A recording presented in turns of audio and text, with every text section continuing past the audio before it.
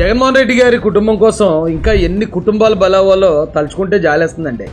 జగన్ గారి వల్ల తెలుగుదేశం వాళ్ళకో జనసేన వాళ్ళకో ఏమి ప్రమాదం లేదండి. ఆయన వల్ల ఉన్న ప్రమాదం వల్ల ఆ వైసీపీలో ఉన్న వాళ్ళకే. బాహుబలిలో సీన్ ఉంటుందండి. బళ్ళాల దేవది 100 అడుగుల బంగారు విగ్రహం పెడతా ఉంటారు. పాపం ఆ విగ్రహాన్ని నిలబెట్టడానికి ఆ బళ్ళాల దేవకు సంబంధించిన సైనికులే పనిచేస్తూ ఉంటారు. పనిచేస్తూ ఉంటే ఆ విగ్రహం అదుపు తప్పి పడిపోతూ ఉంటారు. పడిపోతున్నప్పుడు బళ్ళాల దేవ తండ్రి బిజ్జల దేవ అంటాడు, అరే అదే బొమ్మ పడిపోతుంది, మన వాళ్ళందరినీ రక్షించండి రా అండు. 100 అడుగుల విగ్రహం కనీసం 100 మంది ప్రాణాలన్నా బలికోరదా సత్య చావని అంటాడు. సేమ్ ఇక్కడ జగన్మోహన్ రెడ్డి గారి తీరు కూడా అలాగే ఉందండి. ఈయన కోసం ఎంతమంది జైలు పాలైపోతున్నారు, ఎంతమంది భార్యలు, ఎంతమంది పిల్లలు మనోవేదనకు గురవుతున్నారు ఆ వైసీపీలో ఉన్న పాపానికి. ఉదాహరణకి లేటెస్ట్ తీసుకోండి, మిథున్ రెడ్డి గారు అరెస్ట్ అయ్యారు. అంతకుముందు రాజ్ కసిరెడ్డి గారు అరెస్ట్ అయ్యారు. లిక్కర్ కేసులో వాసుదేవరెడ్డి గారు, చాలా మంది అరెస్ట్ అయ్యారు. ఆ స్కామ్లో వచ్చే డబ్బులన్నీ ఎవరికండి? జగన్మోహన్ రెడ్డి గారికే కదా. అంటే జగన్మోహన్ రెడ్డి గారికి ఆదాయం సమకూర్చడానికి ఆ పార్టీలో ఉన్న పాపానికి ఒక రకంగా వీళ్ళందరూ బలిపశువులు అయిపోతున్నారు కదా. వీళ్ళు ఒకరే కాదండి, జగన్మోహన్ రెడ్డి గారిని సంతృప్తిపరచడానికి, ఆయన ఆనందపరచడానికి నోటికి ఎలాగొస్తే అలా మాట్లాడిన వల్లభనేని వంశీ బ్రతికి ఏమైపోయింది? అతను ఎంత డిగ్నిఫైడ్గా బ్రతికిన వ్యక్తి ఇప్పటి వరకు. అతను చూస్తే చాలా మంది భయపడేవాళ్ళు కూడా, అంత హుందాగా ఉండేవాడు. కానీ జగన్ గారి కోసం పనిచేయడం మొదలుపెట్టిన తర్వాతే కదా అతను నోటు దురుసు ప్రవర్తించాడు, అక్రమాలు చేశాడు, దాడులు చేశాడు. ఆ క్రమంలో 137 రోజులు జైలుకి వెళ్ళి బ్రతుకున్న శవంలో బయటకు వచ్చాడు అతను. కొడాలి నాని ఆల్మోస్ట్ పేషెంట్ అయిపోయాడు. అతను మనోవేదన పెట్టేసుకున్నాడు, ఎప్పుడు నన్ను అరెస్ట్ చేస్తారో తెలీదు అనే ఆ మనోవేదనతో అతను చిక్కి శల్యం అయిపోయాడు. ఒక ఎముకల గూళ్ళో తయారయ్యాడు. ఇవాళ రేపు పేరుని నాని అరెస్ట్ అవ్వచ్చు, ఇవాళ రేపు అనిల్ యాదవ్ అరెస్ట్ అవ్వచ్చు. ఎందుకంటే అనిల్ యాదవ్ అక్రమాలు కూడా బయటపడిపోయి, పేరుని నాని కూడా దాదాపు 4-5 కోట్లు తినేశాడు బియ్యంలో అని చెప్పి అది బయటకు వచ్చేసింది. అనిల్ యాదవ్ అయితే ఎక్కడ సంపాదించిన డబ్బు దుబాయ్లో పెట్టుబడులు పెట్టాడట, 100 కోట్ల రూపాయలు. మనీ లాండరింగ్ కేసులో అనిల్ యాదవ్ కూడా జైలుకి వెళ్లే పరిస్థితి. అయితే వీళ్ళు చేసిన అక్రమాల్లో వచ్చే డబ్బు అంతా వీళ్లే తినేశారంటే నాకు ఎందుకు నమ్మశక్యంగా లేదు. ఎందుకంటే బిగ్ బాస్కి ఇవ్వాల్సిందే షేర్, ఆయన షేర్ ఆయనకే, అంటే మేజర్ షేర్ ఆయనకి వెళ్ళిపోద్ది. చిన్న చెదగా చిలకోట్లు వెళ్ళి కొడతారు, ఈ మాత్రానికి వెళ్ళి జైలుకి పోతారు. ఎంత పదవులు అనిపించినా భర్త జైలుకి వెళ్ళాడంటే ఆ భార్యకి చాలా బాధ కదండి. తండ్రి జైలుకి వెళ్ళిపోయాడంటే ఆ పిల్లలు ఏడుస్తారు కదా. ఆ కుటుంబంలో అశాంతి, ఆ చుట్టుపక్కల వాళ్ళ దగ్గర పరువు పోద్ది, బంధువుల్లో పరువు పోద్ది. ఓహో ఇప్పటిదాకా మీరు తిరిగిన కార్లన్నీ ఇలా అక్రమంగా సంపాదించినయ్యా, మీరు వేసుకున్న నగలన్నీ ఇలా ఎవరినో పొట్టకొట్టి తెచ్చినాయా అని చెప్పి బంధువులందరూ చీకొడతారు కదా. అరే పరువు పోయిన తర్వాత ఎంత ఉండి ఏంటండి ఉపయోగం? ఇది కాకుండా పోలీసులు, ఎస్పీలు జైలుకి పోయారు. గతంలో అయితే పాపం ఆల్ ఇండియా టాపర్ అట శ్రీలక్ష్మి గారు, ఐఏఎస్ ఆఫీసర్.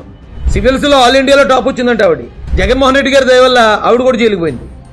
ఇప్పుడైతే ఎస్పీలు, ఐజీలు, డిఐజీలు అందరూ కేసులు ఇరుక్కున్నారు. ఇన్ని కుటుంబాల ఉసురు, ఇన్ని కుటుంబాల బాధ, ఏడుపు అవసరమా జగన్ గారు? ఒక్క మీ కుటుంబం కోసం, మీ కుటుంబం బాగుండటం కోసం, లేదా మీరు అధికారంలో ఉండటం కోసం ఇన్ని కుటుంబాలను బలి చేయాలా? ఆ కల్పిత పాత్రైన బళ్ళాల దేవ, బిజ్జల దేవ మా విగ్రహం కోసం 100 మంది పోతే ఏముంది అని వాళ్ళు మాట్లాడిన దానికి ఈ రోజున మీరు చేస్తున్న పనులకి ఏం తేడా ఉందండి?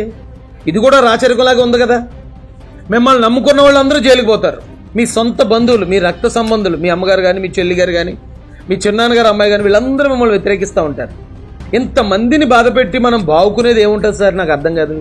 ఈవేళ తెలుగుదేశం పార్టీ కానీ, జనసేన పార్టీ కానీ వైసీపీ నుంచి వస్తున్న వాళ్ళని ఎవరిని పార్టీలో చేర్చుకోవడానికి ఇంట్రెస్ట్ చూపించట్లేదు. ఒకవేళ నిజంగా ఇంట్రెస్ట్ చూపించుంటే ఈ పార్టీ వైసీపీ మొత్తం ఖాళీ అయిపోనండి. తెలుగుదేశం పార్టీ, జనసేన పార్టీ గేట్లు కానీ ఎత్తుంటే ఈ పార్టీ వైసీపీ మొత్తం బ్యాచ్ అంతా వచ్చి పార్టీలో జాయిన్ అయిపోతారు. 29లో గెలుస్తాం, 29లో గెలుస్తాం, గెలిస్తే మేము ఏదో చేస్తామని చెప్పి చాలా హెచ్చులు మాట్లాడుతున్నారండి వైసీపీలో చాలా మంది. మీరు 2019 నుంచి 24 దాకా కూడా 30 సంవత్సరాలు మీరే అని ఇంతకన్నా హెచ్చులు మాట్లాడారు. 175 గెలిచేస్తున్నామని ఇంతకన్నా హెచ్చులు మాట్లాడారు. అప్పుడు ఏమైంది? 24లో బొమ్మ తిరగబడింది. 151 గెలిపించిన అదే ఆంధ్ర ప్రజలు 11 సీట్లలో కూర్చోబెట్టారు మిమ్మల్ని. 164 సీట్లు కూటమికి ఇచ్చారు. అయినా కూడా అదే ఓవర్ కాన్ఫిడెన్స్తో లేదు 2029లో గెలిచేస్తాం అనుకుంటున్నారు. 2029లో కూడా మీరు ఓడిపోతున్నారు. 2029 ఒకటే కాదండి, 2034లో కూడా మీరు ఓడిపోతున్నారు. ఒక్కసారి ఆ యాంగిల్ కూడా ఊహించుకొని చూడండి. ఎంతసేపు మెరుపు కళల్లో ఉండటం, 30 సంవత్సరాల అధికారం అంటాం, వైనాట్ 175 అంటాం కాదు. రేపు 29లో కూడా ఓడిపోతున్నాం, 34లో కూడా ఓడిపోతున్నాం. మన పార్టీ మనుగడ ఉంటుందా ఉండదా? మన పార్టీ పునాదులు నిలబడతాయా నిలబడవా? ఎంతమంది నాతో ఉంటారు, ఎంతమంది జైల్లో ఉంటారు? అసలు జగన్మోహన్ రెడ్డి అనే వ్యక్తి బయట ఉంటారా, జైల్లో ఉంటారా? ఒకసారి ఇది కూడా ఊహించుకోండి.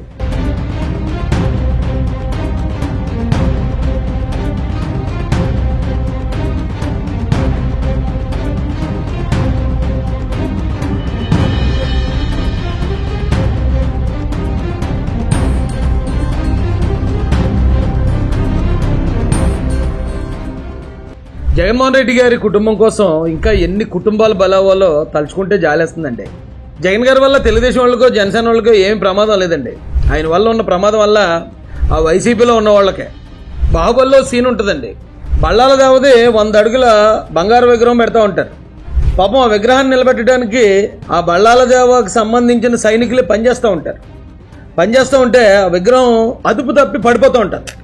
పడిపోతున్నప్పుడు బళ్ళాలదేవ తండ్రి బిజ్జలదేవ అంటాడు, అరే అదే బొమ్మ పడిపోతుంది, మన వాళ్ళందరినీ రక్షించండి రా అండు.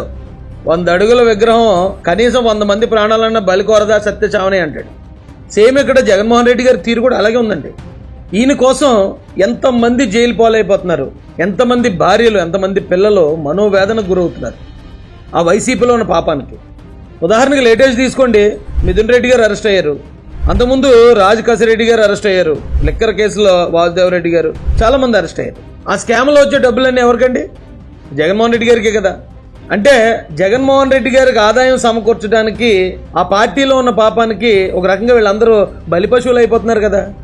వీళ్ళొకరే కాదండి, జగన్మోహన్ రెడ్డి గారిని సంతృప్తి పరచడానికి, ఆయన ఆనందపరచడానికి నోటికి ఎలాగొస్తే అలా మాట్లాడిన వల్లభనేని వంశీ బ్రతికి ఏమైపోయింది? అతను ఎంత డిగ్నిఫైడ్గా బ్రతికిన వ్యక్తి ఇప్పటి వరకు. అతను చూస్తే చాలా మంది భయపడేవాళ్ళు కూడా, అంత హుందాగా ఉండేవాడు. కానీ జగన్ గారి కోసం పనిచేయడం మొదలుపెట్టిన తర్వాతే కదా అతను నోటు దురుసు ప్రవర్తించాడు, అక్రమాలు చేశాడు, దాడులు చేశాడు. ఆ క్రమంలో 137 రోజులు జైలుకి వెళ్ళి బ్రతుకున్న శవంలో బయటకు వచ్చాడు అతను. కొడాలి నాని ఆల్మోస్ట్ పేషెంట్ అయిపోయాడు. అతను మనోవేదన పెట్టేసుకున్నాడు, ఎప్పుడు నన్ను అరెస్ట్ చేస్తారో తెలీదు అనే ఆ మనోవేదంతో అతను చిక్కి శల్యం అయిపోయాడు. ఒక ఎముకల గూళ్ళో తయారయ్యాడు. ఇవాళ రేపు పేరుని నాని అరెస్ట్ అవ్వచ్చు, ఇవాళ రేపు అనిల్ యాదవ్ అరెస్ట్ అవ్వచ్చు. ఎందుకంటే అనిల్ యాదవ్ అక్రమాలు కూడా బయటపడిపోయి, పేరుని నాని కూడా దాదాపు 4-5 కోట్లు తినేశాడు బియ్యంలో అని చెప్పి అది బయటకు వచ్చేసింది. అనిల్ యాదవ్ అయితే ఇక్కడ సంపాదించిన డబ్బు దుబాయ్లో పెట్టుబడులు పెట్టాడట, 100 కోట్ల రూపాయలు. మనీ లాండరింగ్ కేసులో అనిల్ యాదవ్ కూడా జైలుకి వెళ్లే పరిస్థితి. అయితే వీళ్ళు చేసిన అక్రమాల్లో వచ్చే డబ్బు అంతా వీళ్లే తినేశారంటే నాకు ఎందుకో నమ్మశక్యంగా లేదు. ఎందుకంటే బిగ్ బాస్కి ఇవ్వాల్సిందే షేర్, ఆయన షేర్ ఆయనకి, అంటే మేజర్ షేర్ ఆయనకి వెళ్ళిపోద్ది. చిన్న చితక చిలకోట్లు కొడతారు, ఈ మాత్రానికి వెళ్ళి జైలుకి పోతారు. ఎంత పదవులు అనిపించినా భర్త జైలుకి వెళ్ళాడంటే ఆ భార్యకి చాలా బాధ కదండి. తండ్రి జైలుకి వెళ్ళిపోయాడంటే ఆ పిల్లలు ఏడుస్తారు కదా. ఆ కుటుంబంలో అశాంతి, ఆ చుట్టుపక్కల వాళ్ళ దగ్గర పరువు పోద్ది, బంధువుల్లో పరువు పోద్ది. ఓహో, ఇప్పటిదాకా మీరు తిరిగిన కార్లన్నీ ఇలా అక్రమంగా సంపాదించినయ్యా, మీరు వేసుకున్న నగలన్నీ ఇలా ఎవరినో పొట్టకొట్టి తెచ్చినాయా అని చెప్పి బంధువులందరూ చీకొడతారు కదా. అరే పరువు పోయిన తర్వాత ఎంత ఉండి ఏంటండి ఉపయోగం? ఇది కాకుండా పోలీసులు, ఎస్పీలు జైలుకి పోయారు. గతంలో అయితే పాపం ఆల్ ఇండియా టాపర్ అట శ్రీలక్ష్మి గారు, ఐఏఎస్ ఆఫీసర్. సివిల్స్లో ఆల్ ఇండియాలో టాప్ వచ్చిందంట ఆవిడ. జగన్మోహన్ రెడ్డి గారి దయ వల్ల ఆవిడ కూడా జైలుకి పోయింది. ఇప్పుడైతే ఎస్పీలు, ఐజీలు, డిఐజీలు అందరూ కేసులు ఇరుక్కున్నారు. ఇన్ని కుటుంబాల ఉసురు, ఇన్ని కుటుంబాల బాధ, ఏడుపు అవసరమా జగన్ గారు?